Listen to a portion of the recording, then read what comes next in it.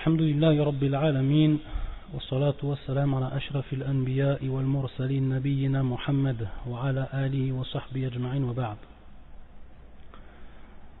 Donc Inch'Allah, on va étudier durant ce mois du Ramadan, Inch'Allah ta'ala, في هذا الشهر المبارك, un livre qui s'intitule, on va dire une risala, qui s'intitule حقيقة الصيام du Cheikh al-Islam Taqi-ad-Din Ahmad ibn Abd al-Halim ibn Taymiyyah al-Harrani ad-Dimashqi rahimahullah ta'ala. Donc en fait on a choisi en fait ce livre parce que c'est vrai que c'est un livre qui est très riche par rapport au ahkam al-siyam. Donc en fait le cheikh il va traiter à travers ce livre des règles du siyam, Donc en fait nous on va traiter durant le lundi, ce sera donc le lundi et le vendredi, on va traiter en fait de ce qui est en relation avec les règles taïb. Donc en fait on a choisi en fait cette petite risala parce qu'elle est, comme je vous l'ai dit, elle est très riche et que le cheikh en fait il va développer beaucoup de sujets, et à travers en fait ce qu'il va développer, ça va nous permettre de voir un peu l'étendue de la science de Cheikh al-Islam ibn Taymiyyah dans un premier temps. Dans un deuxième temps, ça va nous permettre aussi de voir comment, parce qu'avant tout Cheikh al-Islam c'était un jurisconsulte, c'est-à-dire un savant spécialisé dans la jurisprudence, et en fait quand on dit spécialisé dans la jurisprudence, en fait on s'aperçoit, et surtout quand on lit les livres de Cheikh al-Islam, lorsqu'on dit spécialisé, c'est pas vraiment vrai. Pourquoi? Parce qu'il est en fait, Cheikh al-Islam, on peut dire qu'il était spécialisé dans toute chose, c'est-à-dire qu'il n'avait pas une spécialité bien précise, c'est-à-dire dans chaque science qu'il parlait, que ce soit dans la langue arabe, que ce soit dans le fiqh, que ce soit fil usul al-fiqh, que ce soit fil hadith, lorsqu'il parlait c'est comme si en fait c'était un spécialiste dans cette matière-là, c'est-à-dire qu'en fait c'était vraiment un très très grand savant et qui maîtrisait toutes les matières. On ne peut pas dire qu'il avait une spécialité plus qu'une autre.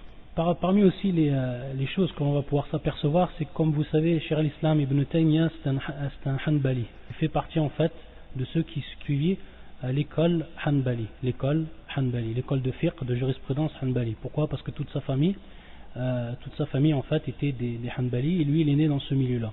Et on va voir en fait Cheikh al-Islam que ma kana muta'assiban, c'est-à-dire qu'il ne suivait pas aveuglément et dans tout lieu ce madhab. Bien au contraire, on va voir en fait, et à travers cette risala, on va voir en fait que lui il va contredire ou aller à l'encontre par rapport à certains sujets qui sont en relation avec la jurisprudence de son madhab d'origine.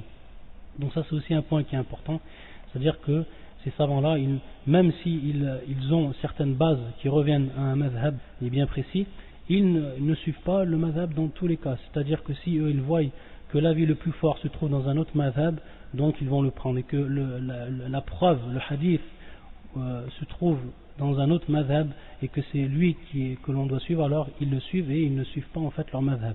Donc ça aussi c'est ce qu'on va pouvoir s'apercevoir tout au long de cette risala.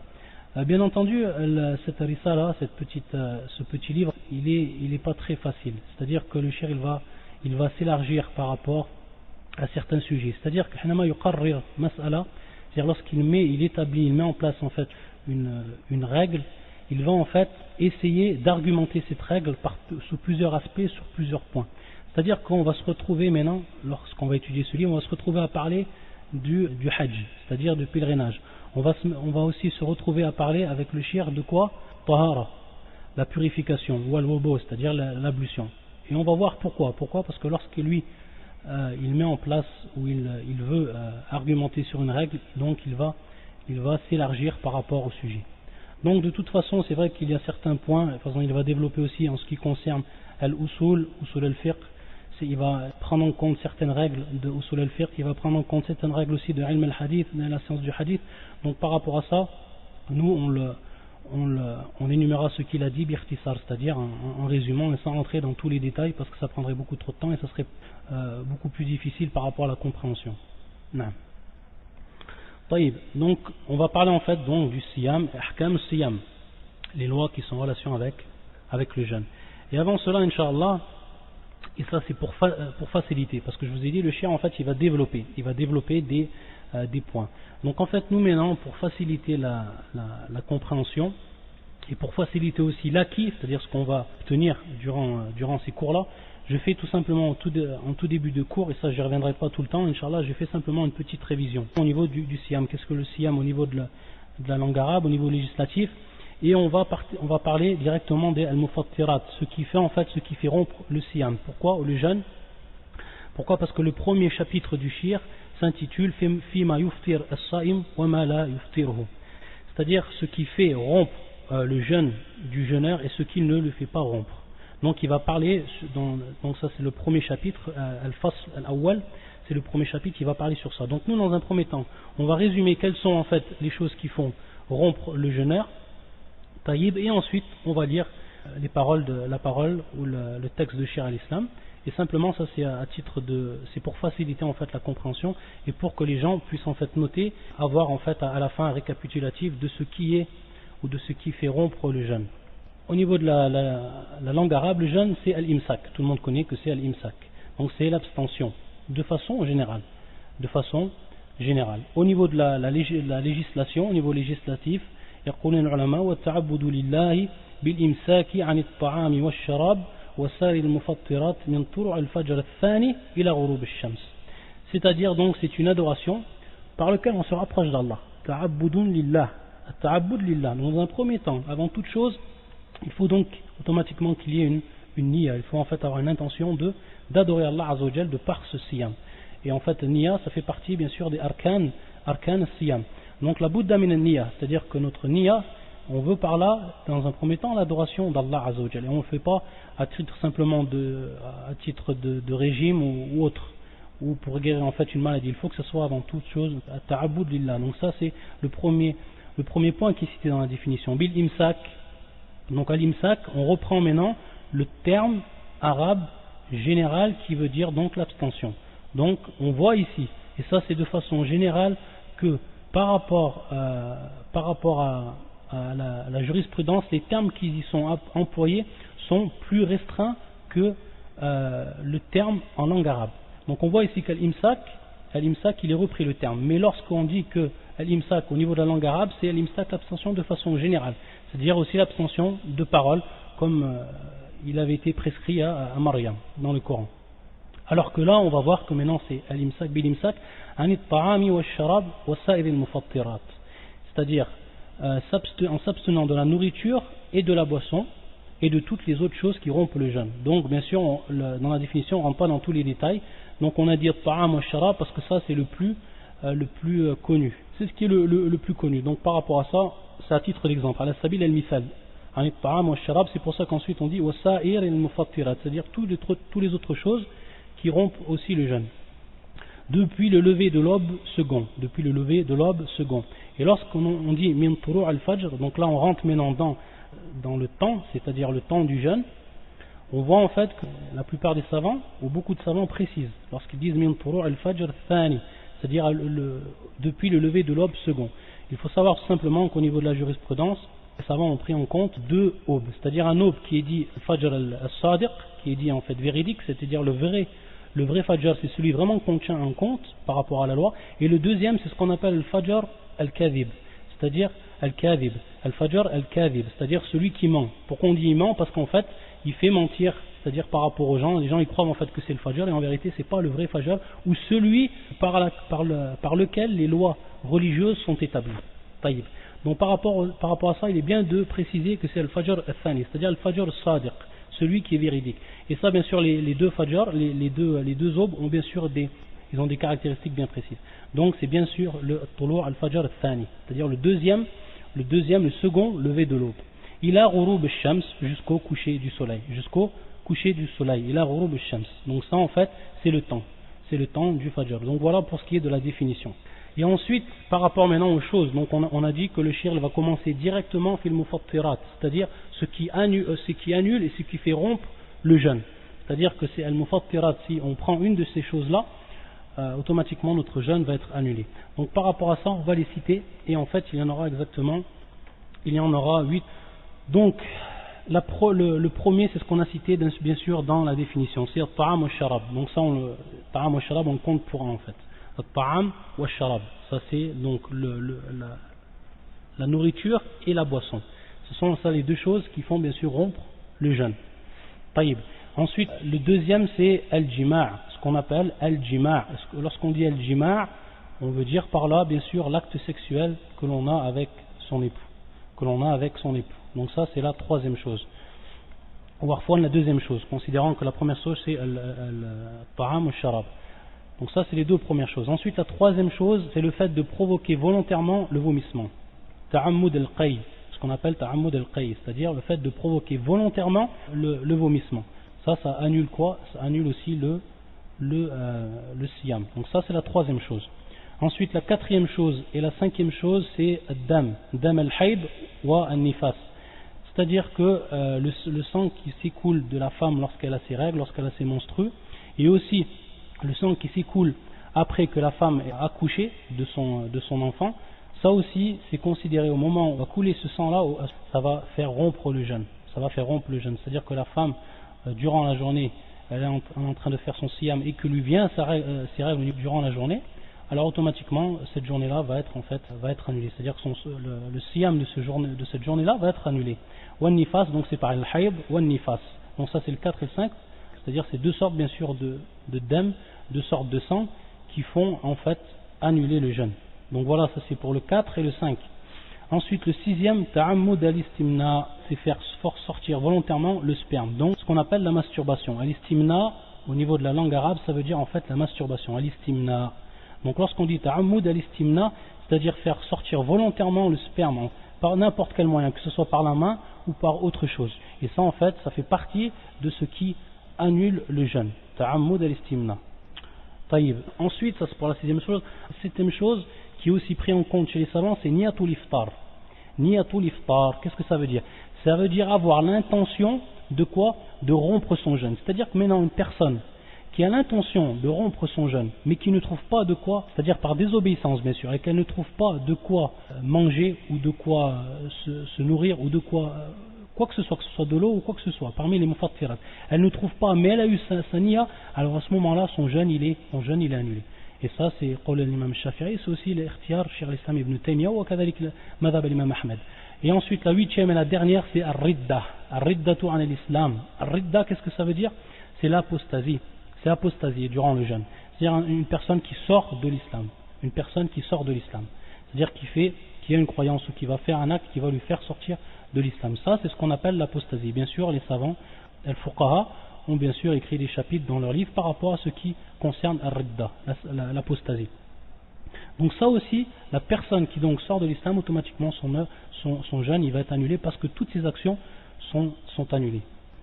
Donc voilà pour ce qui est en fait les huit choses qui annulent le jeûne et qui font rompre le jeûne et ce qui rentre sous le terme employé en arabe qui s'appelle al-mufattirat. Al-mufattirat, avec jam' mu'annath salim, et qui veut dire tout ce qui fait en fait annuler le jeûne. Donc on le répète vite fait pour que vous le notez, et qu'ensuite lorsqu'on va rentrer ensuite dans le livre de Cheikh l'Islam, donc vous avez quand même ça, vous avez acquis ça, et ça vous permettra en fait de comprendre plus.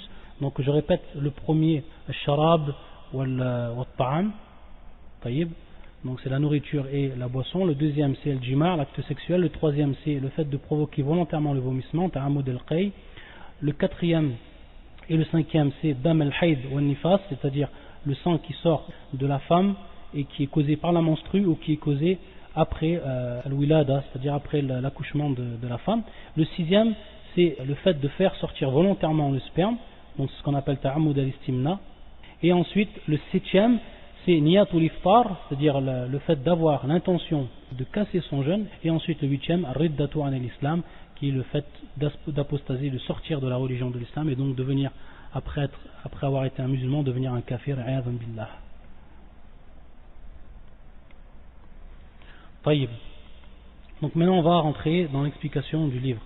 Et en fait tout au long aussi de l'explication du livre, on va voir que le takhrij, al-hadith, les hadiths ont été étudiés, les hadiths qui sont présents dans ce livre ont été étudiés de par leur source par le muhaddith al-kabir que vous connaissez tous, qui est Cheikh al-Bani rahimahullah, et donc qui a lui-même fait l'étude des hadiths qui sont présents. Donc on reviendra beaucoup aussi à ce que dit le Cheikh pour compléter en fait et pour qu'il y ait plus de fawaïd. طيب فيقول الشيخ رحمه الله تعالى فصل فيما يفطر الصائم وما لا يفطره وهذا نوعان منه ما يفطر بالنص والإجماع وهو الأكل والشرب والجماع. قال الله تعالى فالآن باشروهن وابتغوا ما كتب الله لكم وكلوا واشربوا حتى يتبين لكم الخيط الأبيض من الخيط الأسود من الفجر ثم أتموا الصيام إلى الليل فأذن في المباشرة فعقل من ذلك أن المراد الصيام من المباشرة والأكل والشرب ولما قال أولا كتب عليكم الصيام كما كتب على الذين من قبلكم كان معقولا عندهم أن الصيام والإمساك عن الأكل والشرب والجماع ولفظ الصيام كانوا يعرفونه قبل الإسلام ويستعملونه في هذا المعنى. طيب. Donc dans un premier temps il nous dit le cheikh, lorsqu'il nous a dit donc le chapitre dans ce qui fait rompre le jeûne du jeûneur et ce qui ne le fait pas rompre. Donc il va parler des choses qui font rompre le jeûne du jeûneur et les choses qui ne font pas rompre. Pourquoi en fait il va dire les choses qui ne font pas rompre? Tout simplement parce qu'on sait qu'il va avoir peut-être d'autres avis de jurisconsultes qui eux voient que certaines choses font rompre le jeûne, alors que d'après les adillah, d'après les preuves, on va voir en fait que ces choses-là ne sont pas telles qu'elles sont considérées par ces jurisconsultes. Donc de par là, le shir il nous prouve, ou il va il va mettre en évidence que certaines choses que l'on croit peut-être qui font rompre le jeûne ne le sont pas en réalité. فيقول وهذا النوعان, c'est-à-dire qu'al-mufattirat, ce qui fait rompre le jeûne, sont de deux catégories. Donc la première catégorie, يقول منه ما يفطر بالنص والإجماع. بالنص والإجماع. Ça, c'est deux termes qui sont importants à connaître et à comprendre. Et donc, tout au long en fait de l'explication de cette risala, nous on va prendre en considération ces termes et on va les expliquer. Donc, en les répétant en langue arabe et en les expliquant. Pourquoi? Parce qu'il y a des termes en fait terminologiques, yani kalimatun istilahiyya, qui sont importants à comprendre et à savoir. Et le fait de les enregistrer en langue arabe et ensuite de connaître leur signification, que ce soit en langue française, ça nous permet plus tard d'avoir un maximum de vocabulaire qui est en relation avec la législation ou avec la loi religieuse et qui nous permet bien sûr d'avancer, de comprendre toujours plus les termes qui sont employés. Parce que les chouyours, les savants, lorsqu'ils emploient des termes bien précis, il faut savoir que ce n'est pas pour rien et que ces termes-là, ils ont une signification bien précise et qui ont en fait une incidence sur le contenu du texte. Donc, يقول منه ما يفطر بالنص والإجماع. Donc, un nas, lorsqu'on entend un savant qui dit un nas, qu'est-ce qu'il veut dire par là? Il veut dire en fait le texte. Ça veut dire en fait littéralement le texte. Et lorsqu'on dit un nas, on veut dire par là le texte, que ce soit du Coran ou de la Sunna. Donc, lorsqu'il dit bin nas, ça veut dire le Coran et la Sunna. Donc, on comprend par là qu'il va d'abord nous parler des choses al-mufattirat, de ce qui fait rompre le jeûne en s'appuyant sur les preuves du Coran et de la Sunna. Et aussi, il nous dit wal ijma'. Wal ijma', on en avait déjà parlé lorsqu'on avait fait l'explication de al-wasiyyat as-sughra, on l'avait expliqué. Et on avait dit donc al-ijma' que on le traduisait par le terme le consensus, et que le consensus, on avait dit que c'était l'une des 4 sources fondamentales de la législation islamique. Donc on va voir que maintenant, le shir, il va nous mettre en évidence tout ce qui fait rompre le jeûne d'après les 3 premiers. D'après, je dis bien, les 3 premiers bases de la législation, qui sont dans un premier temps le Coran donc et la Sunna. Ça on l'a compris par le terme qu'il emploie lorsqu'il dit bin nas, an nas. Et ensuite, wal ijma'.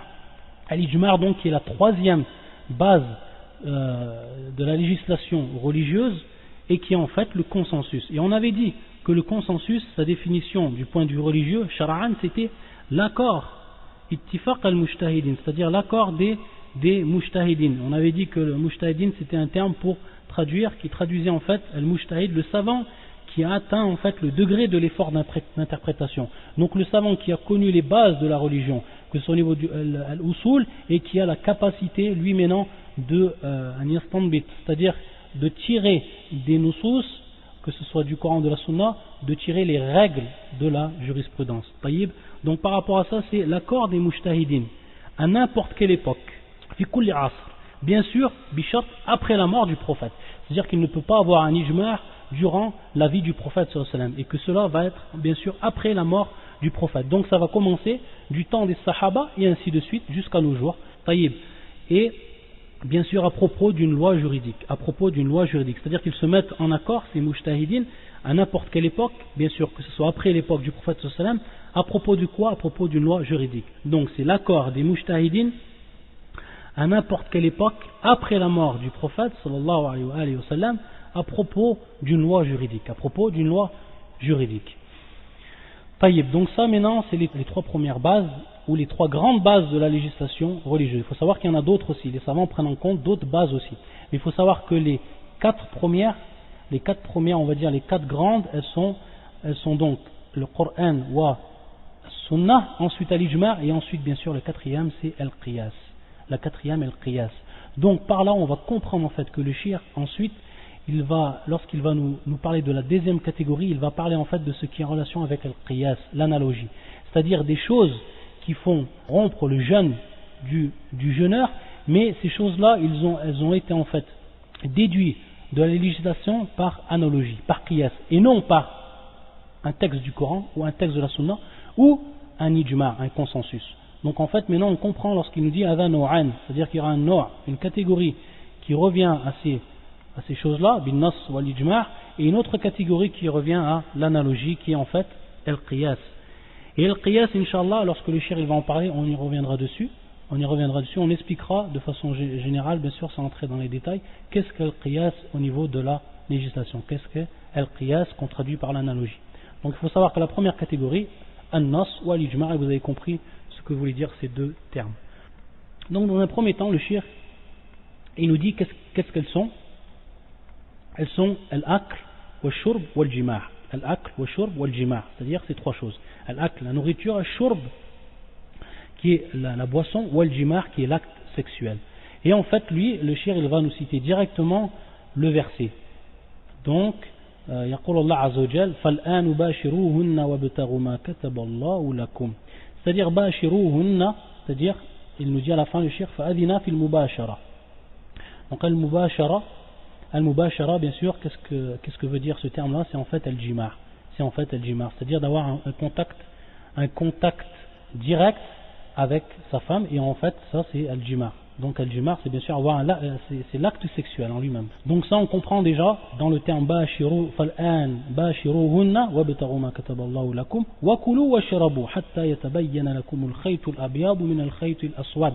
Donc ensuite, wa kulu washrabu, ça aussi on comprend maintenant que durant le jeûne, on n'aura bien sûr pas le droit de boire et on n'aura pas le droit de manger, comme on n'aura pas le droit d'avoir un rapport sexuel avec sa femme, ce qui est permis bien sûr durant la nuit, durant la nuit du Ramadan. Donc par rapport à comprendre le verset, c'est-à-dire que dans la journée du mois du Ramadan, ces trois choses qui nous ont citées dans ce verset coranique sont interdites. Donc ça en fait c'est un nas, c'est un ma yuftir bin nas, et un nas ici c'est donc le texte coranique. فيقول الشيخ فعقل من ذلك أن المراد الصيام من المباشرة والأكل والشرب. C'est-à-dire que l'on comprend par rapport à ce verset coranique, comme je l'ai expliqué, que le siyam, le jeûne, c'est jeûner, s'abstenir donc de quoi? De l'acte sexuel, du fait de manger et du fait de boire. ولما قال أولا كتب عليكم الصيام كما كتب على الذين من قبلكم كان معقولا عندهم أن الصيام هو الإمساك عن الأكل والشرب والجماع.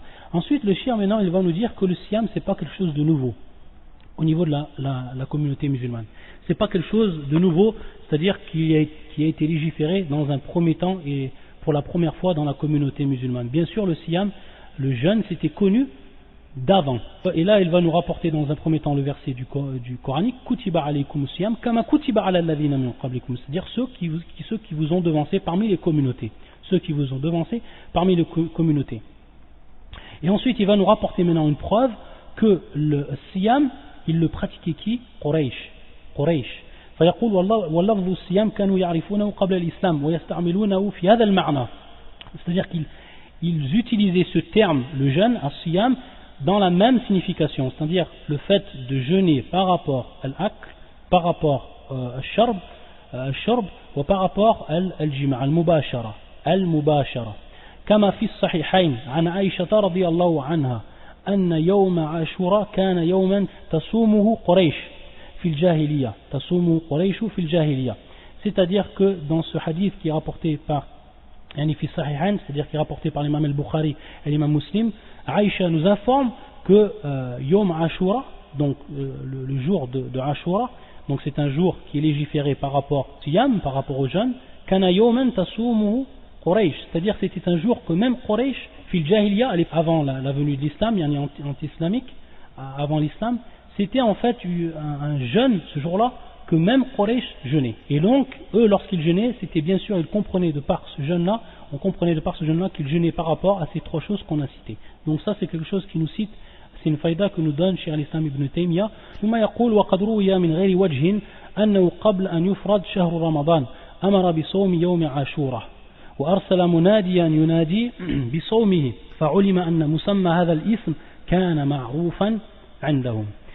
Bien sûr, le shir, il va nous donner ensuite une autre faïda avant que soit devenu obligatoire le mois du Ramadan. Il faut savoir en fait que le jour à Ashura, c'est-à-dire ce jour-là, était obligatoire pour la communauté musulmane. Donc ça, c'était dans les débuts de l'islam. Sachant bien sûr que le jeûne, il a été rendu obligatoire en l'an 2 de l'Hégire. Donc après que le prophète sallallahu alayhi wa sallam, 2 ans après que le prophète sallallahu alayhi wa sallam a fait l'Hégire, fait l'exil de la Mecque.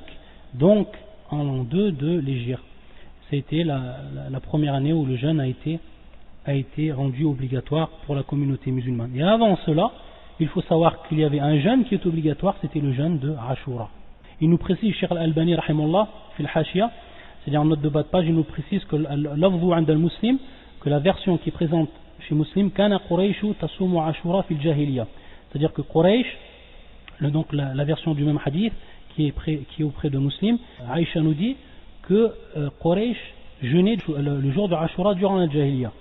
Wa kana Rasulullah sallallahu alayhi wa sallam yasumu, et le prophète sallallahu alayhi wa sallam kadhalik kana yasumu, c'est-à-dire que lui aussi il pratiquait ce somme, le prophète sallallahu alayhi wa sallam. Falamma hajara ila al-Medina, c'est-à-dire bien sûr on comprend yasumu, c'est-à-dire qu'il le faisait durant la période mécoise.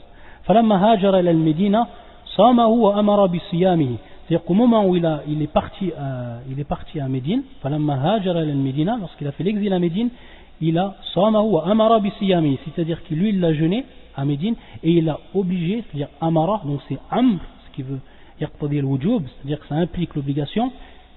Le prophète sallallahu alayhi wa sallam donc a obligé les musulmans de le jeûner. Donc c'était obligatoire. Falamma furida shahru ramadan qala man sha'a samahu wa man sha'a tarakahu. C'est-à-dire qu'une fois que le jeûne du mois du Ramadan est devenu obligatoire, alors ce jour-là, qui est le jour de Ashura, est devenu non obligatoire, à caractère non obligatoire, c'est-à-dire surérogatoire. Et ça on le comprend de la parole du prophète sallallahu alayhi wa sallam, qala man sha'a samahu, celui qui veut, il le jeûne, wa man sha'a tarakahu, et celui qui le veut, il le délaisse. Ensuite donc le shir dit fa'uliman al-musamma, donc il nous dit que donc ce terme était connu auprès des gens d'avant nous, c'est-à-dire avant les musulmans. وكذلك ثبت بالنص واتفاق المسلمين أن الدم الحيض ينافي الصوم فلا تصوم الحائض لكن تقضي الصيام. Donc il nous dit aussi parmi النصوص, c'est-à-dire parmi les textes religieux, واتفاق المسلمين, donc ça aussi il veut dire par là donc l'ittifaq est bien sûr le consensus, أن الدم الحيض, c'est-à-dire le sang des menstrues, yunafi as-sawm, c'est-à-dire qu'il est contraire au jeûne. Donc, fala tasum al-ha'id, c'est-à-dire qu'il n'est pas permis à la femme qui a ses règles de jeûner. Lakin taqdi as-siyam, c'est-à-dire qu'elle va rattraper ses jours. C'est-à-dire que les jours dont elle n'a pas pu jeûner à cause de l'écoulement du sang dû au al-haid, qui est les menstrues, alors ces jours-là, elle doit les rattraper après le mois du Ramadan. Donc ça maintenant c'est la quatrième chose qui nous cite le shir, c'est la quatrième chose qui nous cite. Ensuite wa thabata bin nas aidan, donc maintenant on comprend ce qu'il dit wa thabata bin nas, c'est-à-dire il a été établi aussi de par un texte religieux. Donc on a dit le texte lorsqu'il dit bin nas, c'est soit du Coran ou du hadith, ou c'est-à-dire ou de la sunna. Alors là on voit en l'occurrence que c'est la sunna. Aidan min hadith Laqit ibn Sabura anna an-nabi sallallahu alayhi wa sallam kana qala lahu وبالغ في الاستنشاق إلا أن تكون صائما فدل على أن إنزال الماء من الأنف يفطر الصائم وهو قول جماهير العلماء. Donc il nous cite maintenant une autre chose le shir, et c'est un hadith Laqit ibn Sabura où le prophète sallallahu alayhi wa sallam nous dit balir fil istinshaq. Donc l'istinshaq, c'est le fait de rentrer durant l'eau d'eau, ou autre, c'est le fait de rentrer l'eau à l'intérieur du nez, de le rejeter. Wabalir fil istinshaq. Illa, c'est-à-dire wabalir fil istinshaq, c'est-à-dire appuie, fais ça avec force, c'est-à-dire fais-la rentrer de façon forte, en exagérant. Wabalir fil istinshaq, en exagérant, c'est-à-dire il faut vraiment bien faire rentrer l'eau à l'intérieur du nez durant l'eau d'eau. Illa, et c'est là al-shahid, c'est le terme témoin argumentatif. Illa an takuna sa'iman, illa an takuna sa'iman, sauf si tu es en état de jeûne, ou sauf si tu jeûnes, sauf si tu es jeûneur. Donc par rapport à ça, qu'est-ce qu'on comprend du hadith? C'est-à-dire que donc on n'a pas le droit, yani adam jawaz al-mubalagha, c'est-à-dire qu'on n'a pas le droit d'exagérer ou de forcer par rapport à cela lorsqu'on est en jeûne. Donc qu'est-ce que nous dit le shir? Fadalla ala anna inzal al-ma'i min al-anf, le fait de faire rentrer de l'eau bitariq al-anf, c'est-à-dire par le biais ou par l'orifice qui se trouve à l'intérieur du nez, yuftir as-sa'im, ou en fait ça fait rompre le jeûne du musulman. Donc ça c'est important. Yaqul wa huwa qawlu jamahir al-ulama.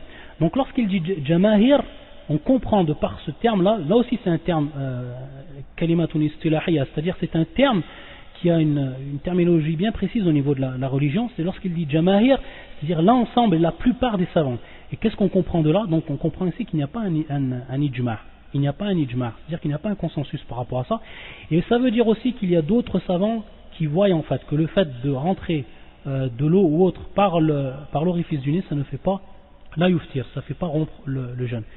Donc par rapport à ça, c'est ce qu'on comprend. Donc par rapport à ce qui nous dit le shir, et il nous rapportait la preuve de ce qu'il a dit, ce qui fait rompre le jeûne bin nas, c'est-à-dire par un hadith du prophète sallallahu alayhi wa sallam, et c'est l'avis de pratiquement la plupart des savants, c'est que le fait de rentrer de l'eau par l'orifice du nez, ça fait rompre le jeûne. طيب ويقول الشيخ رحمه الله وفي السنن حديثان أحدهما حديث هشام بن حسان عن محمد بن سيرين عن أبي هريرة رضي الله عنه قال قال رسول الله صلى الله عليه وسلم من ذرعه قيء وهو صائم فليس عليه قضاء وإن استقاء فليقضي وهذا الحديث لم يثبت عند الطائفة من أهل العلم بل قالوا هو من قول أبي هريرة. قال أبو داود سمعت أحمد بن حنبل قال ليس من ذا شيء. قال الخطابي يريد أن الحديث غير محفوظ. وقال الترمذي سألت محمد بن إسماعيل البخاري عنه فلم يعرفه إلا عن عيسى بن يونس قال وما أراه محفوظان. قال وروى يحيى بن أبي كثير عن عمر بن الحكم أن أبا هريرة كان لا يرى القيء يفطر الصائم. قال الخطابي وذكر أبو داود أن حفص بن غياث رواه عن هشام كما رواه عيسى بن يونس. قال ولا أعلم خلافا بين أهل العلم في أن من ذرعه القيء فإنه لا قضاء عليه ولا في أن من استقاء عامدا فعليه القضاء ولكن اختلفوا في الكفارة فقال عامة أهل العلم ليس عليه غير القضاء وقال عطاء عليه القضاء والكفارة وحكي عن الأوزاعي وهو قول أبي ثور. Donc maintenant le shir en fait il va parler par rapport il va nous citer maintenant deux hadiths. Le shir va nous citer deux hadiths qui sont présents dans les sunan. Hadithan. Donc il nous dit le premier hadith, ensuite il va nous dire nos hadith. Qala Rasulullah sallam man dara'u qay'un. C'est donc le vomissement de la personne, mais ce vomissement en fait il sort de par lui-même, c'est-à-dire sans la volonté de la personne, sans la volonté de la personne. Donc c'est maintenant le contraire ta'ammud al-qay, d'après ce qu'on avait vu dès le début du cours. Ta'ammud al-qay, là c'est le contraire, c'est-à-dire la personne qui vomit mais sans le faire exprès, parce que la personne peut être malade, peut avoir quelque chose, elle va vomir à ce moment-là. Et donc le fait qu'elle ait vomi et qu'elle ne l'a pas fait exprès, alors cela, c'est-à-dire qu'elle n'a pas rattrapé ce jour-là, c'est-à-dire qu'elle n'a pas rattrapé ce jour, donc on comprend par rapport à ça, ça ne fait pas rompre son jeûne, ça ne fait pas rompre son jeûne. Par contre, et donc on a vu que lorsqu'on a le alif, le sin ou ta, ça veut dire talab. Donc ici c'est en fait le fait, on pourrait traduire par demander, mais c'est en fait le fait de se faire vomir volontairement. C'est le fait de se faire vomir volontairement. Donc là le prophète nous dit c'est-à-dire si maintenant il rentre par exemple, à titre d'exemple, par exemple, les doigts dans sa bouche, il se fait vomir volontairement, alors là il doit rattraper son jeûne, ce qui veut dire par là que son jeûne va être rompu de par cet acte-là. Ensuite le shir bien sûr il a parlé longuement par rapport à ce hadith il rapporte les paroles des savants, donc ça on ne va pas traduire et revenir dessus, ça serait trop long. Par contre, il nous dit à la fin, il nous rapporte une parole, et qui est une parole de Isa ibn Yunus, qala wala a'lam khilafan bayna ahli al-'ilm. Wa Isa ibn Yunus, on va voir que c'est un des rapporteurs du hadith. Isa ibn Yunus, les gens ont parlé par rapport à son authenticité ou par rapport à son autorité dans la science du hadith, c'est-à-dire comme rapporteur, est-ce qu'on accepte de lui son hadith ou pas. On va voir ici que le hadith est authentique. Dans un premier temps, parce que Isa ibn Yunus wa thiqat ma'mun, comme nous le dit Cheikh al-Albani rahimahullah. Isa ibn Yunus wa thiqatun, c'est-à-dire c'est quelqu'un qui on accepte son hadith, ma'mun, à qui on a confiance. Et c'est ainsi que le dit Hafiz ibn Hajar fi Taqrib, fi Kitabi at-Taqrib. Donc il nous dit que c'est quelqu'un dont on peut accepter ce hadith, et lorsqu'on dit thiqat, son hadith va même être sahih, c'est-à-dire que son hadith va être authentique. Son hadith va être authentique, il ne va pas être hasan, c'est-à-dire acceptable, bel il va être authentique. Le hadith d'un thiqa, de façon générale, c'est un hadith qui est considéré comme authentique. Et en fait, il nous dit tafarrud, il va nous parler du tafarrud, on va revenir à ça, taïb. Donc le hadith à la kulli hal, il est authentique, il était authentifié par beaucoup de savants, et parmi eux, Cheikh al-Albani rahimahullah.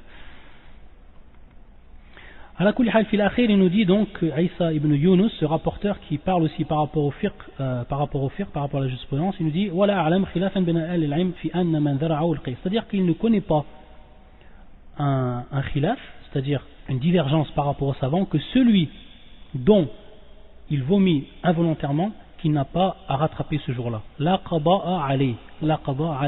Par contre, wala fi an man istaqa'a 'amidan fa alayhi al-qada. Et il dit aussi, je ne connais pas de khilaf et de divergence entre les savants pour celui qui vomit volontairement, alors que lui, cette personne-là, alayhi al-qada, qui est donc le fait de rattraper ce jour-là. Lakin ikhtalafu fil kaffara. Par contre, maintenant, est-ce qu'il y a une expiation? Donc par rapport à l'expiation, là, il y a un ikhtilaf parmi les savants, et donc il nous cite certains savants qui disent qu'il y a une expiation en plus du qada, en plus de rattraper le jeûne, il faut qu'il expie ce jour-là, qu'il fasse en fait une expiation, al-kaffara, et d'autres savants qui disent non. Taïb. Ensuite, donc, par rapport à cela, par rapport à al-kaffara, est-ce que la personne expie lorsqu'elle vomit volontairement? Ensuite, il y a le shir, قلت ومقتضى إحدى الروايتين عن أحمد في إيجاب الكفارة عن المحتجم فإنه إذا أوجبها على المحتجم فعلى المستقي أولى لكن ظاهر مذهبي أن الكفارة لا تجب بغير الجماع كقول الشافعي طيب. Il faut savoir donc, maintenant il va nous expliquer quelque chose le shir. Il va en fait faire, on va dire, une analogie ici par rapport à quoi? Par rapport à une version de l'imam Ahmed. Taïb, lorsqu'il dit le shir wa muqtada ihdar riwayatan, c'est ce qui implique, c'est-à-dire ce qui va nous dire maintenant, c'est ce qui implique une des deux versions de l'imam Ahmed. Lorsqu'il dit ihdar riwayatan, il faut savoir en fait que le madhab al-Hanbali, c'était l'un des madhabs qui était le plus traité par rapport à quoi? Par rapport à la connaissance des paroles de l'imam Ahmed. Par rapport aux paroles de l'imam Ahmed. C'est-à-dire que qu'on voit que les savants du madhab al-Hanbali ont écrit beaucoup de livres par rapport à quoi? Par rapport à connaître quelle est la riwaya, la version la plus sûre de l'imam Ahmed. Sachant en fait que l'imam Ahmed, on voit que dans une seule question, les gens qui ont étudié avec lui, c'est-à-dire ses élèves, ont rapporté plus d'une version. C'est-à-dire que sur une seule question, il va dire cette parole-là, et dans une autre version, il va dire le contraire total. C'est-à-dire qu'un de ses élèves dit une parole par rapport à lui, par rapport à l'imam Ahmed, et que dans une autre version, cet élève-là, ou un autre élève va dire une autre parole à l'imam Ahmed. Donc par rapport à ça, les savants du madhab al-Hanbali, ils ont étudié avec précision, quelle va être en fait al-riwaya, c'est-à-dire la version de l'imam Ahmed qui va être la plus forte, la parole de l'imam Ahmed qui va être la plus forte dans cette question-là. Et par rapport à ça, ils font des études. Et c'est notamment le livre Al-Kafi, qui traite en fait d'Ibn Qudama, qui traite justement des différentes versions de l'imam Ahmed par rapport à ses avis juridiques. Donc c'est pour ça, lorsqu'on dit ihdar riwayatan, une des deux versions, il faut comprendre en fait donc par rapport à cela, il y a des moments sur une seule question, il y a deux versions de l'imam Ahmed, et qu'il faut savoir quelle est vraiment la parole de l'imam Ahmed. Ou peut-être aussi on peut dire que l'imam Ahmed il a dit cette parole, et puis qu'ensuite il lui est venu un hadith du prophète sallam, et donc il a changé son avis à une autre parole. Ça aussi, donc ça serait min bab al-nasir ou al-mansour, c'est-à-dire ça ferait partie de ce qui est abrogé et abrogeant. طيب إيجابه الكفارة عن المحتجم. Dans un premier temps, pour comprendre ça, lorsqu'on dit al-muhtajim, donc c'est celui qui fait al-hijama. Donc vous savez tous ce que c'est al-hijama, Inch'Allah. Al-hijama, c'est le fait de faire sortir du sang, et plus particulièrement du sang qui va être considéré comme malsain, du sang, on pourrait dire pourri, se faire sortir du sang par une méthode qui est connue de tout le monde, soit par les vers ou autre, de faire sortir donc du sang du corps de la personne, à n'importe quel endroit. Ça c'est al-hijama. Et on sait en fait que le prophète sallallahu alayhi wa sallam, il l'a pratiqué. C'est quelque chose que le prophète sallallahu alayhi wa sallam, il a pratiqué, c'est-à-dire il a pratiqué al-hijama, et c'est min bab al-tadawi, c'est-à-dire ça fait partie en fait de ce qui rentre dans la médecine prophétique. Donc ça c'est en fait quelque chose qui est connu au niveau de l'islam, au niveau des musulmans, et c'est mashroua, c'est-à-dire que c'est légiféré au niveau de la religion de faire cet acte-là. Donc il faut savoir maintenant que le madhab al-hanbali, il voit en fait que al-muhtajim, celui sur qui on fait al-hijama, sur qui on prend du sang, fait sortir du sang, yaftur, c'est-à-dire qu'il rompre son jeûne. Ou hatta al-hajim, c'est-à-dire celui qui pratique al-hijama. Bien sûr, la personne en principe, elle ne pratique pas sur elle-même al-hijama. Il y a une autre personne qui lui pratique, qui lui fait pratiquer cette hijama. C'est-à-dire qu'il y a donc deux personnes. Sur qui on fait al-hijama et la personne qui pratique al-hijama. Et en fait, par rapport à ça, ils vont revenir à un hadith du prophète sallam qu'on verra plus tard. Et par rapport donc, madhab al-hanbali, ils disent que celui qui fait al-hijama et celui sur qui fait al-hijama, yaftur, c'est-à-dire que son jeûne est rompu. Donc ça, il faut comprendre pour comprendre ce qu'est en train de nous dire le cheikh. فيقول ومقتضى إحضار رواية عن أحمد في إيجابه الكفارة عن المحتجم. C'est-à-dire que non seulement une des versions de l'imam Ahmed dit, bien sûr, ça c'est le madhab, dit que le muhtajim yaftur, c'est-à-dire que son jeûne est rompu. Mais en plus de ça, il y a une autre version de l'imam Ahmed qui dit qu'il faut également l'expiation. Taïb. Donc maintenant on voit qu'il fait une analogie, le cheikh al-Islam il fait une analogie entre kaffara al-muhtajim wa kaffara alladhi ta'ammada fil qay, c'est-à-dire ce qui a vomi volontairement. Taïb. Il nous dit فإنه إذا أوجب على المحتجم, si bien maintenant il l'oblige, c'est-à-dire cette kaffara, l'expiation, il l'oblige par rapport à celui qui a fait le hijama, celui sur qui il fait le hijama, فعلى المستقي أولى, c'est-à-dire que celui qui va vomir volontairement, alors min bab أولى.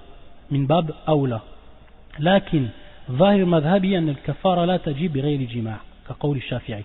C'est-à-dire bien sûr que ça aussi c'est une autre chose qu'il faut savoir. Et tout ce que je suis en train de vous dire en fait c'est pas pour rien, c'est des fawaïd, c'est-à-dire c'est des bénéfices. Et lorsque vous allez lire des livres de jurisconsulte, vous allez ensuite comprendre, vous allez comprendre pourquoi les savants ils parlent de cette façon-là.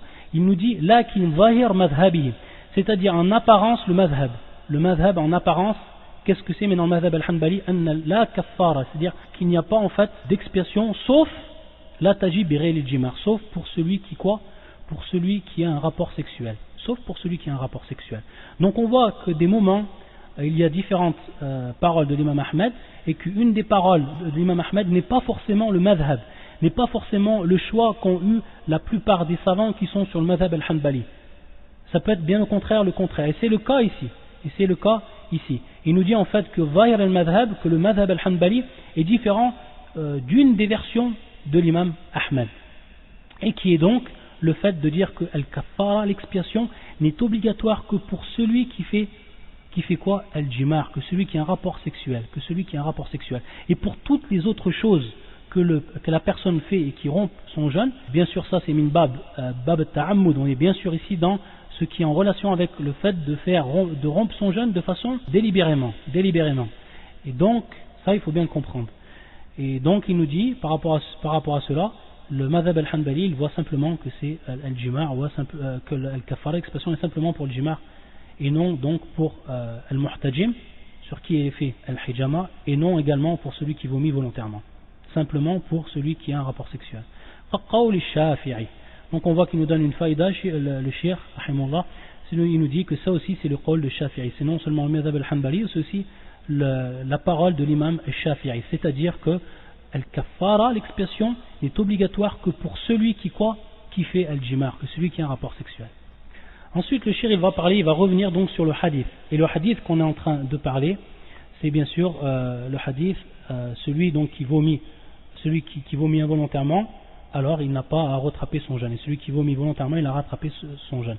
فيقول الشيخ رحمه الله والذين لم يثبتوا هذا الحديث لم يبلغهم من وجه يعتمدونه وقد أشاروا إلى علته وهو انفراد عيسى بن يونس به وقد تبين أنه لم ينفرد به بل وافقه عليه حفص بن غياث والحديث الآخر يشهد له وهو ما رواه أحمد وأهل السنن كالترمذي عن أبي الدرداء أن النبي صلى الله عليه وسلم قاء فأفطر فذكرت ذلك لثوبان فقال صدق أنا سببت له وضوءه لكن لفظ أحمد أن رسول الله صلى الله عليه وآله وسلم قاء فتوضأ رواه أحمد عن حسين المعلم طيب. Maintenant donc le cheikh il va revenir en fait à une des règles par rapport à la science du hadith. Simplement il nous dit que, on avait déjà parlé donc auparavant, que Isa ibn Yunus c'est un des rapporteurs qui se trouve dans la chaîne de transmission du hadith que l'on vient de citer par rapport au vomissement, par rapport à ce qui est en relation avec le vomissement. Taïb. Il nous dit tout simplement que ceux qui ont rendu le hadith da'if, c'est-à-dire faible, ils ont vu en fait dans Isa ibn Yunus que c'était quelqu'un qui était faible, c'est-à-dire qu'on ne pouvait s'appuyer sur lui par rapport à l'authenticité du hadith. Taïb. Donc ça c'est l'avis des savants. On a vu que Cheikh Al-Albani lui-même il nous dit en fait qu'en réalité Isa ibn Yunus lui-même il est en fait c'était quelqu'un qu'on considère comme authentique, c'est-à-dire quelqu'un dont on accepte son hadith. Taïb. Et ensuite il nous dit le terme wa infirad ou Isa, c'est-à-dire lorsqu'on dit infirad, c'est-à-dire que dans la chaîne de transmission Isa ibn Yunus, il a été le seul, bien sûr, c'est-à-dire dans son fitabaqati, il a été le seul à rapporter le hadith. Il est le seul à rapporter le hadith. Il n'y a pas une autre personne qui a rapporté ce hadith de son shir. Bien sûr, lui rapporte le hadith maintenant de son shir. Taïb, lui, il rapporte le hadith de son shir. Taïb, est-ce que maintenant il y a une autre personne qui rapporte aussi ce même hadith du même shir de Isa ibn Yunus? Si c'est le cas, on va regarder maintenant cette autre personne. Si c'est quelqu'un qui est thiqa, quelqu'un qui est authentique, donc la yadur dahf Isa ibn Yunus. C'est-à-dire que maintenant, s'il y a une autre personne qui a rapporté le hadith par rapport à son shir, et que cette personne-là est quelqu'un que l'on considère son hadith comme authentique, alors ça ne sera plus égal que Isa ibn Yunus est considéré comme faible. Pourquoi? Parce qu'il y a une autre personne qui a rapporté le hadith, et qui est dans la même tabaqa, et qui est lui authentique. C'est ce qui veut dire en fait le shir. Et c'est ce qu'on comprend aussi par infirad, ce qu'on comprend par le terme wa infirad wa Isa ibn Yunus bihi. وقد تبين أنه لم ينفرد به. Donc le shir en fait, il nous dit bien au contraire que Isa ibn Yunus, comme l'ont cru certains savants qui sont au sens du hadith, il n'a pas été le seul à rapporter ce hadith de son shir. Mais il y a une autre personne, et qui est Hafs ibn Ghiyath, et qui lui aussi en fait est quelqu'un d'authentique. Ala kulli hal, comme le dit Cheikh Al-Albani rahimahullah, ces deux rawi sont tous authentiques. Donc il n'y a pas d'ishkal, le hadith est authentique. Al-khulasa, anna al-haditha sahihun. Ensuite, le shir, maintenant, il va nous rapporter un autre hadith qui vient appuyer ce hadith. Lorsqu'il dit wal hadithul akhar yashhad lahu. Yashhad lahu, qu'est-ce que c'est-à-dire qu'il vient témoigner de l'authenticité de ce hadith. L'authenticité de ce hadith par rapport, bien sûr, al-matn, c'est-à-dire par rapport au contenu du hadith.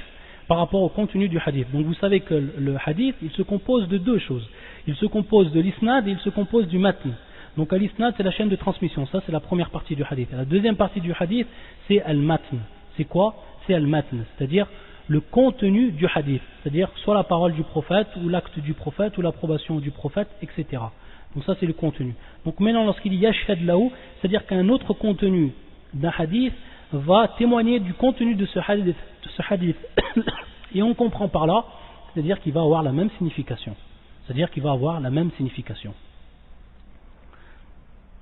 طيب. فيقول نعم. Donc وهو ما رواه أحمد. Donc c'est un hadith qui est rapporté par Ahmed ou Ahl Sunan Kat-Tirmidhi. Donc il nous dit à titre d'exemple Kat-Tirmidhi, comme l'imam Tirmidhi qui fait partie bien sûr de Ahl Sunan. Donc ça aussi c'est un istilah, Ahl Sunan c'est un istilah. Kat-Tirmidhi ka yani ala sabil al-misal. عن أبي الدرداء أن النبي صلى الله عليه وآله وسلم قاء فأفطر فذكرت ذلك لثوبان فقال صدق أنا سببت له وضوءه لكن لفظ أحمد أن رسول الله صلى الله عليه وسلم قاء فتوضأ وروى أحمد عن حسين المعلم. طيب, donc maintenant il va nous rapporter ce hadith qui est rapporté par l'imam Ahmed, Tirmidhi et autres, et qui est en fait un hadith de Abu Darda. أن النبي صلى الله عليه وسلم قاء فأفطر. C'est-à-dire que le prophète sallallahu alayhi wa sallam a vomi, puis il a quoi? Fa'aftara, c'est-à-dire qu'il a rompu le jeûne. فذكرت ذلك لثوبان فقال صدقة, c'est-à-dire que lui, il a rapporté cela à Thawban et il a dit sadaqa, c'est-à-dire qu'il a dit juste. أنا سببت له وضوءه, moi je lui ai versé son eau, c'est-à-dire l'eau de son ablution, je lui l'ai versé afin que le prophète sallallahu alayhi wa sallam fasse ses ablutions. Lakin lafzu Ahmed, par contre la version qui est auprès de l'imam Ahmed, c'est-à-dire dans son musnad, anna Rasulullah sallallahu alayhi wa sallam qa'a fatawadda'a. Thumma qala al-Athram, donc on va revenir par rapport à ce hadith. Qala al-Athram, donc al-Athram, il est bien sûr, il fait partie des grands rapporteurs des hadiths de l'imam Ahmed. C'est-à-dire que l'imam Ahmed, comme vous savez, c'était quelqu'un qui était aussi un grand rapporteur de hadith. Et al-Musnad yashhad lahu, c'est-à-dire que le musnad de l'imam Ahmed prouve en fait que l'imam Ahmed c'était un très très grand muhaddith et qu'il était un très très grand savant dans le hadith et dans la science du hadith. Et parmi ceux qui ont rapporté des hadiths de l'imam Ahmed et qui ont rapporté également les avis de l'imam Ahmed, c'est Al-Athram, celui qu'on appelle Al-Athram et qui est un grand savant aussi connu. قال الأثرام قلت لأحمد قد يضطربوا في هذا الحديث فقال حسين المعلم يجوده وقال الترمذي حديث حسين أصح شيء في هذا الباب وهذا قد استدل به على وجوب الوضوء من القي ولا يدل على ذلك فإنه إذا أراد بالوضوء الوضوء الشرعي فليس فيه إلا أنه توضأ والفعل المجرد لا يدل على الوجوب بل يدل على أن الوضوء من ذلك مشروع فإذا قيل إنه مستحب كان فيه عمل الحديث طيب. Donc on voit en fait, donc le Cheikh Al-Albani rahimahullah, il parle par rapport à ce hadith. Et en fait, ce hadith là, la version qui est retenue de ce hadith, c'est qu'en fait, le prophète sallallahu alayhi wa sallam fi'lan qa'a fa aftara, et ça en fait on le voit d'après ce que nous dit Cheikh Al-Albani, c'est-à-dire que Cheikh Al-Albani il va parler sur ce hadith de façon assez détaillée.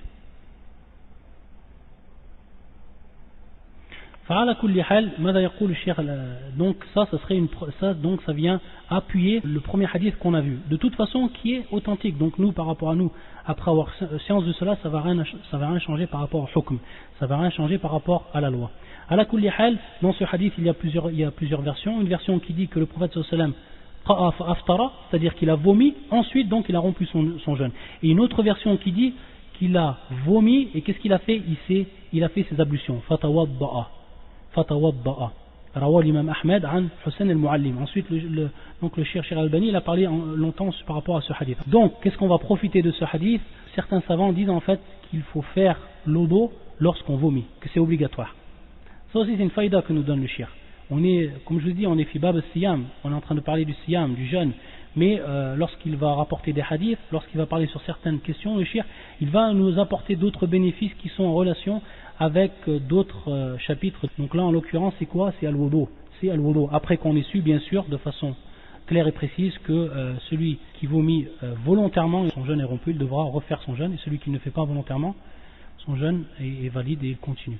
Ala wujub al-wudu'i min al-qay. Maintenant, par rapport au hadith, on a vu qu'il y avait une riwayat qui disait que le prophète sallallahu alayhi wa sallam, une fois qu'il a vomi, il a fait son wudu. Donc certains savants, qu'est-ce qu'ils disent par rapport à ce hadith? Qad istudillah ala sirat al-majhul, c'est-à-dire qu'il ne cite pas qui, Cheikh al-Islam, il ne cite pas qui dit cette parole-là, mais il dit que certains savants disent cette parole-là, c'est-à-dire certains savants qui ne citent pas. Ala wujub al-wudu min al-qay, qui disent en fait que la personne qui vomit, elle doit obligatoirement, c'est une obligation, elle doit faire wudu par rapport à ce hadith. Le hadith du prophète sallallahu alayhi wa sallam, anna Rasulullah sallallahu alayhi wa sallam qa'a fatawadda'a, c'est-à-dire il a vomi et il a fait ensuite son wudu. Qu'est-ce qu'il nous dit maintenant Cheikh al-Islam? Donc yu'aqib al-qawl, c'est-à-dire qu'il va en fait reprendre cette parole-là, cet avis de certains savants. Il dit wala yadullu ala dhalik. Ça c'est important. Et c'est vrai que c'est important ce qu'on est en train de dire, ce qu'est en train de dire le Cheikh rahimahullah par rapport à la compréhension des preuves juridiques, et notamment la compréhension, ce que nous indiquent les hadiths du prophète sallam, et comment nous on comprend et comment on va en tirer une loi juridique. Wala yadullu ala dhalik, c'est-à-dire qu'en fait ce hadith n'indique aucunement que celui qui vomit doit automatiquement faire son wudu. Il est obligatoire pour lui de faire son wudu. Pourquoi? Maintenant yu'allil, c'est-à-dire qu'il nous explique pourquoi. Fa innahu idha arada bil wudu al-wudu al-shar'i falaysa fi illa annahu tawadda'a. C'est-à-dire si on veut parler à al-wudu, c'est-à-dire al-wudu al-shar'i, c'est-à-dire l'wudu qui est légiféré, que l'on connaît, qui est le fait de se laver les mains, etc. فَلَيْسَ فِيهِ إِلَّا أَنَّهُ تَوَضَّأَ. Dans le hadith, c'est simplement un khabar, c'est-à-dire une information que le prophète sallam, après qu'il ait vomi, il a fait son wudu, il a fait ses ablutions. وَالْفِعْلُ الْمُجَرَّدْ لَا يَدُلُّ عَلَى الْوُجُوبِ. C'est-à-dire simplement le fi'l en lui-même, c'est-à-dire l'acte en lui-même, ne prouve pas l'obligation. Ça c'est très important. Al-fi'l al-mujarrad la yadullu ala al-wujub. C'est-à-dire que une action du prophète sallallahu alayhi wa sallam, une simple action, c'est-à-dire qu'elle n'est pas accompagnée, cette action-là, qu'elle n'est pas accompagnée d'une parole du prophète sallallahu alayhi wa sallam, que simplement le prophète sallallahu alayhi wa sallam a fait cet acte-là, ça ne veut pas dire que cet acte-là va être obligatoire. Ça c'est une règle. Et il nous dit le shir bal yadullu ala anna al-wudu min dhalika mashru'. Tout simplement, il nous dit que qu'est-ce qu'on profite de ce hadith? On profite en fait que l'ablution est en fait mashru', légiférée, in'am. Parce que lorsqu'on dit al-wudu wajib ala man qa'a, c'est-à-dire l'wudu, l'ablution est obligatoire pour celui qui vomit, alors automatiquement on a dit un hukm shar'i. Al-wujub hada hukm shar'i, c'est-à-dire qu'on a jugé par une loi juridique. Et la loi juridique, bien sûr, elle a une incidence directe. Donc par rapport à ça, il nous dit, le chien nous dit là, mashru', c'est-à-dire que c'est légiféré. C'est légiféré. Wayazid shir, c'est-à-dire qu'il continue, il dit فَإِذَا قِيلْ إِنَّهُ مُسْتَحَبْ كَانَ فِيهِ عَمَلُ بِالْحَدِيثِ. C'est-à-dire le chien dit, si on dit maintenant que c'est mustahab, c'est-à-dire que c'est recommandé de faire l'odo après qu'on ait vomi, alors ça, on va donc maintenant travailler avec le hadith, c'est-à-dire qu'on va appliquer le hadith. Par contre, dire que c'est obligatoire, comme il dit le shir, mujarrad al-fi'l, simplement l'acte du prophète n'indique pas l'obligation, mais ça indique au minimum al-mashru'iyya, que l'acte est légiféré, ou sinon que cet acte-là est mustahab. Donc le shir il voit en fait que c'est mustahab, c'est recommandé. Pourquoi? Parce que le prophète sallallahu alayhi wa sallam il l'a fait. Donc par rapport à ça, c'est recommandé. Par contre, si le prophète sallallahu alayhi wa sallam nous aurait dit une parole, il nous aurait obligé de faire cela, alors là, bien sûr, ça aurait été un qarina, ça aurait été en fait un argument pour dire que cet acte est obligatoire. Mais là, on a simplement, d'après les sunan du prophète sallallahu alayhi wa sallam, on a simplement un acte, tout simplement, et rien d'autre. Subhanakallahumma bihamdika ashhadu an la ilaha illa anta astaghfiruka wa atubu ilayk.